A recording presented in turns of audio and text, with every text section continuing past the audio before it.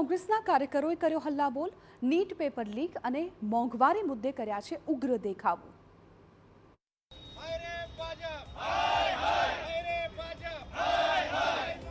અમદાવાદમાં કોંગ્રેસના કાર્યકરો અને નેતાઓ મોટી સંખ્યામાં સૂત્રોચ્ચાર અને પોસ્ટર સાથે વિરોધ પ્રદર્શન કરવા એકઠા થયા।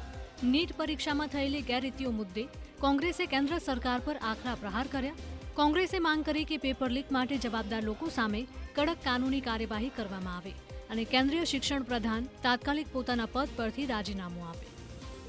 લાખો કરોડો આ દેશના યુવાનો સાથે આટલો મોટો અન્યાય, આટલી ગેરરીતિ, આટલા મોટા ભ્રષ્ટાચારો અને ભારતીય જનતા પાર્ટી એને રોકવામાં બિલકુલ નિષ્ફળ ગઈ છે।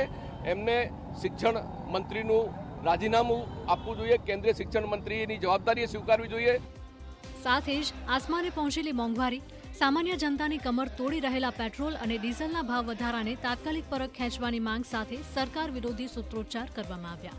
વિરોધ પ્રદર્શન ઉગ્ર બનતા જ સ્થિતિને કાબૂ લેવા માટે પોલીસે કડક વલણ અપનાવ્યું અને પ્રદર્શન કરી રહેલા કોંગ્રેસના અનેક કાર્યકરોની અટકાયત કરી લેવામાં આવી હતી।